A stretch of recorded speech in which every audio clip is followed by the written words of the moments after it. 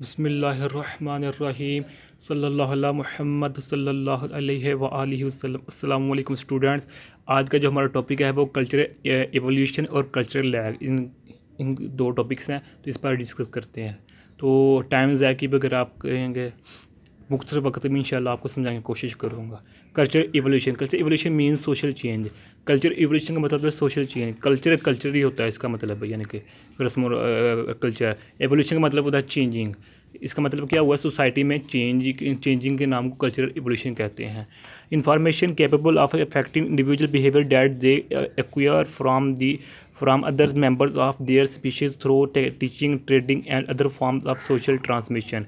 यानी कि इसका मतलब ये है कि जब एक कल्चर है दूसरे कल्चर के साथ के इंटरेक्ट करते हैं, एक दूसरे के साथ मिलते जुलते हैं, आप बातचीत करते हैं, इंटरकनेक्टेड होते हैं, तो एक कल्चर के लोगों का इफ़ेक्ट दूसरे कल्चर के लोगों पर इफ़ेक्ट बढ़ता है। क्योंकि ये समझने आने वाली बात है कि जब लोग दो मुख्तलिफ़ कंट्रीज से आपस में मिलते, एक जगह रहते हैं, सोते जागते उठते फिरते हैं, तो एक दूसरे के में डिफ्यूज़ हो जाते हैं उनके culture.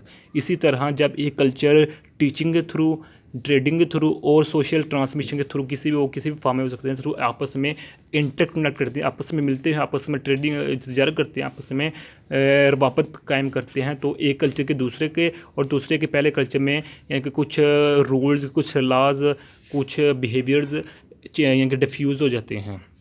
By discovering and inventions culture development can be occurred.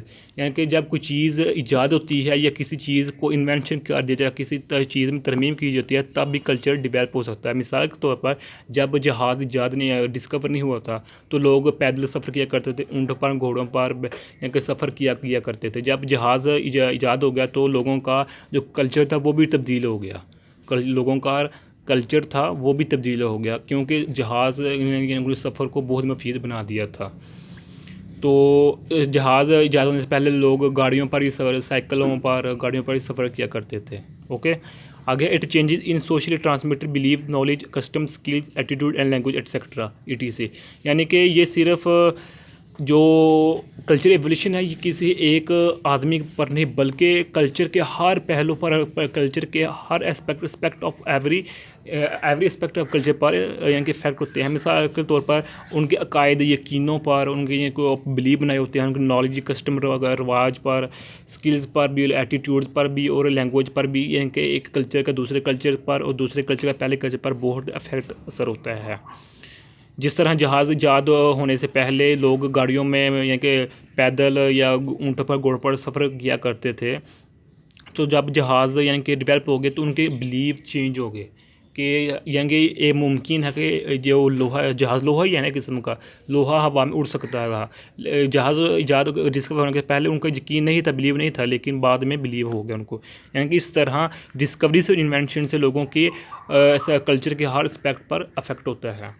आगे है फॉर एग्जांपल, मिसाल के तौर पर we advance than earlier society. जिस तरह आज की जो टेक्नोलॉजीज़ लें और 100 साल से, एक सदी से पहले जो टेक्नोलॉजी आपस में उनका रिलेटेड करें, उनका कंपैरिजन करेंगे तो बहुत ज़्यादा डिफरेंस होगा, बहुत ज़्यादा डिफरेंस होगा, क्योंकि अब हम एडवांस टेक्नोलॉजीज इस्तेमाल करते हैं। तो लास्ट पॉइंट है, इन 19th सेंचुरी में यानी कि डार्विन एक सोशोलॉजिस्ट था, इसने इस पर काम किया था, तो उसने अपनी थ्योरी पेश की थी जिसको डार्विनियन एवोल्यूशन का नाम देते हैं 19th सेंचुरी में। तो आगे है कल्चरल लैग। कल्चरल लैग मैंने ये बड़ी डेफिनेशन है, लेकिन घबराने की ज़रूरत नहीं है, इंशाल्लाह आसानी से समझाऊंगा। When non material culture does not adjust itself readily to the material changes it falls behind and the result is a lag between the two. This lag between non material and material culture is known as cultural lag. इसको definition समझने से पहले दो चीज़ें समझ लें कि cultural material culture क्या होता है, नॉन मटीरियल कल्चर क्या होता है, क्योंकि नॉन मटीरियल और मटीरियल का यहाँ तज़किरा हुआ है। तो इसलिए समझ, मैंने पिछले लेक्चर्स में इस पर बहुत ड्रिल की थी, नॉन मटीरियल कल्चर क्या है, मटीरियल कल्चर क्या है। तो मैं यहाँ हिंट दे देता हूँ कि जो मटीरियल कल्चर होता है सोसाइटी में, वो होते हैं जिसको हम महसूस करते हैं, जिसको हम फिज़िकल टच कर सकते हैं। मिसाल पर घर हैं, होम्स हैं, स्टोर्स हैं, शॉप्स हैं और ऑफिस हैं, उनको जगह हम महसूस करते हैं, खुद बनाते हैं, उनको फिजिकल महसूस कर सकते हैं। लेकिन नॉन मटेरियल कल्चर वो होते हैं जिनको हम महसूस नहीं कर सकते, जिनमें जैसा कि लाज होते हैं, रूल्स होते हैं, गाइडलाइंस होती हैं, अकायद होते हैं, बिलीव्स होते हैं, उनको महसूस नहीं कर सकते। ये मटेरियल नॉन मटेरियल में डिफरेंस है।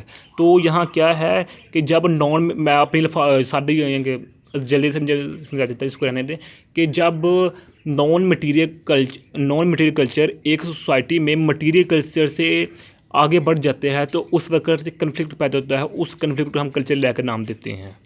यानी कि फिज़िकल कोई यानी कि तब्दीली नहीं आई होती है, लेकिन नॉन मटेरियल कल्चर में तब्दीली बहुत आ जाती है, जिसकी वजह से लोगों में कन्फ्लिक्ट पैदा हो जाता है। उस कन्फ्लिक्ट को हम कल्चरल लैग का नाम देते हैं। मिसाल के तौर पर टेस्ट ट्यूब बेबीज़ जो है, ये प्रोसेस है, ये यानी कि एक आम आदमी माशरे का इस टेस्ट ट्यूब पर बेबीज़ पर यानी कि समझ नहीं सकता है कि ये कैसे समझ में आ सकता है कि यानी कि इतना हैरान कौन यानी कि प्रोसेस है। Computer diagnosis and recommend course of treatment, और औरतों का यानी कि बच्चों के हवाले से ट्रीटमेंट और कंप्यूटर डायग्नोसिस होता है। ये भी एक आम आदमी सोसाइटी में रहने वाला वो समझ नहीं पाता ये कैसे मुमकिन है। हालांकि एक ही सोसाइटी है, एक ही सोसाइटी में मटेरियल कल्चर, एक ही सोसाइटी में नॉन मटेरियल कल्चर है, लेकिन नॉन मटेरियल कल्चर आगे बढ़ गया है। बाद लोगों के जहन में समझ में आ जाती है, बाद में समझ नहीं आती। तो यहाँ क्या करो, कन्फ्लिक्ट हो गया बिटवीन, ये देखें, बिटवीन दी टू। तो इसको प्रोसेस को हम कल्चर लैग का नाम देते हैं। तो जो आसान में दो डेफिनेशन, एक लिखी एक ये लिखी। जो आसान डेफिनेशन वो ये है, cultural lag occurs when societies experience gap between technology and material culture. यानी कि जब एक सोसाइटी में टेक्नोलॉजी और मटेरियल कल्चर के दरमियान जब गैप या डिफरेंस पैदा हो जाता है तो उस प्रोसेस को हम कल्चरल लैग का नाम देते हैं। टेक्नोलॉजी की जगह हम नॉन मटेरियल कल्चर भी लिख सकते हैं। ओके, जिस तरह मैंने इधर लिखा, ठीक है। तो लास्ट पॉइंट है, विलियम एफ ऑगबर्न ने, ये सोशियोलॉजिस्ट था, इसने इस पर काम किया था कल्चरल लैग पर इन 1922 यानी कि 1922 में इस पर काम किया था। तो ये हमारा आज का छोटा सा लेक्चर था। प्लीज़ हमारे चैनल को सब्सक्राइब कीजिए, लाइक भी कीजिए और शेयर भी कीजिए। जज़ाकल्लाहु खैरा। अस्सलामु अलैकुम व रहमतुल्लाहि व बरकातुहू।